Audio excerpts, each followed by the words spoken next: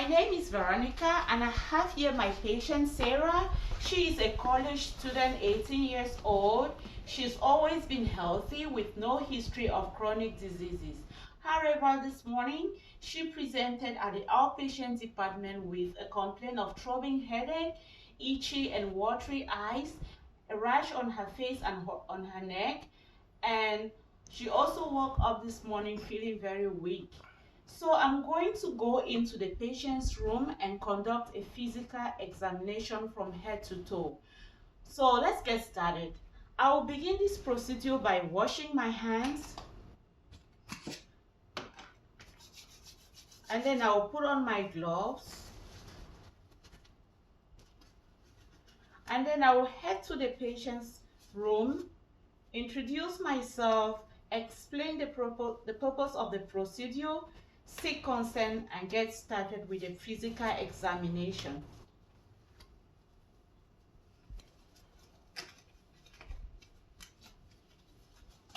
Okay, I'm right here with Sarah. Hi Sarah, my name is Veronica. I'll be your nurse today. How should I address you? Miss Sarah. Miss Sarah, hi. What brings you to the hospital today? Okay, fine. I'm going to conduct a physical examination from head to toe in order to establish the general history of your health. Is that okay? It's going to take about 20 minutes. Do you want to use the restroom before we get started? Okay, fine. First, I'm going to provide privacy, and I'm going to cover you with this blanket in order to provide more privacy and comfort. And I'm supporting your back with this pillow to give you more safety, more comfort and safety from the back. And I'm going to raise up the bed, the size of the bed, and I'll pull up the hand raise so as to provide you with safety. And I'll begin this examination by looking at the general appearance of the patient. Sarah looks okay, her appearance look appropriate in relation to her age. She's 18 years old. Her skin color also looks consistent throughout the body, and there is no body odor coming out of the patient. Looking at her body structure, her height is consistent with her weight, and her nutritional status looks appropriate or adequate because there is no sign of undernutrition or over nutrition.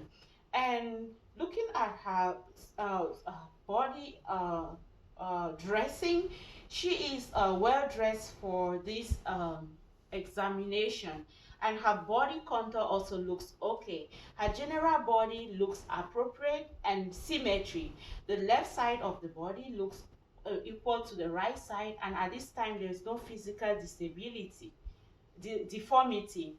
Going down to her respiration. Her respiration looks normal, and I see that the chest rise and falls at a normal rate. And talking about her level of consciousness, uh, Sarah is quite conscious and she's fully alert. Sarah, can you remind me of your name? And can you say what day is today and what date is today? Fine. She is able to state the date and the day and also her name. That shows that she is fully conscious and alert. And talking about her gait and motion, Sarah, can you stand up and walk a little bit? As you see, Sarah can walk and she has a full range of motion. Next, I'm going to begin the examination of the head, and at this time, I'm going to palpate to check the general size of the head. At this level, I would say that the head is normal cephalic, which means that the size of her head it's appropriate for her age. It's not small or too big for her age. The next thing I'm going to check is for any lesions, scars, deformities, any foreign bodies like ticks, dandruff, or lice, and any um, um, protrusions or any fractures of the head tenderness and pain. At this level, she doesn't feel any pain as I palpate the head. The next thing I'm going to look at is the hair. Her hair, she has a short black hair, which is consistent with her ethnic background, and she has thick, the hair is thick and fully distributed. I'm going to examine the face of the patient, and I'm looking out to see if there are any deformities. First, I want to say that the left side of the face is symmetrical to the right side of the face, and I notice that there is a rash on the left side of her face. I'm looking at the eyelid, the eyebrow, which are symmetry to each other, and I'm looking to see if there are any facial hair. At this time, there is no facial hair and no deformity of the face. And I'm looking to see if I'll palpate first to check the facial temperature, the temperature of the skin, which is normal and is consistent with the rest of the body. I will check for any deformity and enlargement of the lymph nodes, any scars, any lesions, any pain. Do you feel any numbness? None none of these abnormalities have been detected. And I'm moving down to check for the function of the cranial nerve number 7, which is the facial nerve. I will ask the patient to smile for me. Sarah, can you smile? Can you frown? Good. Can you puff out your cheeks without releasing the air? Fine. Can you show me your teeth? Good. And can you also raise your eyebrow? Fine. So the fact that Sarah is able to do all these things means that the facial nerve number 7 is functional. The next thing I'm going to check is her eyes. First, I'm going to determine the size of the pupil, which is for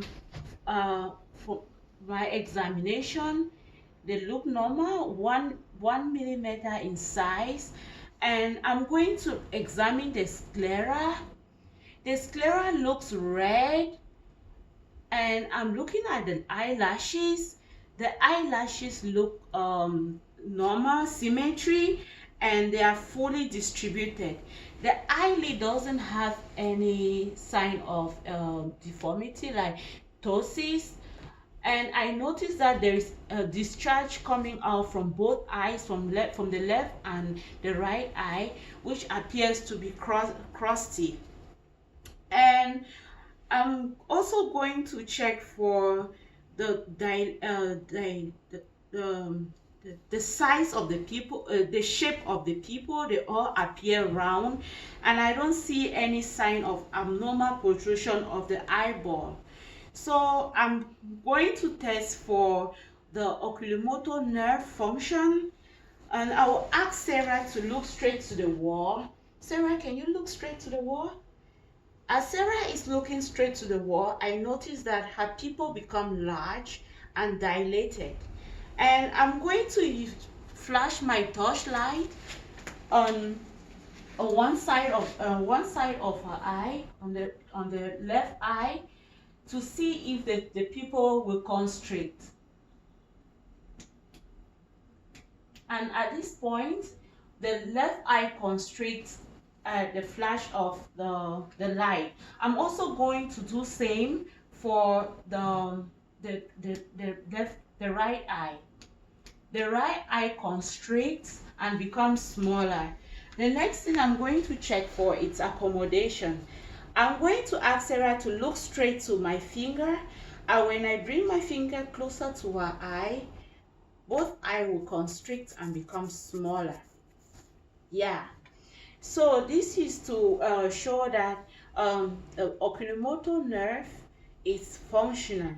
And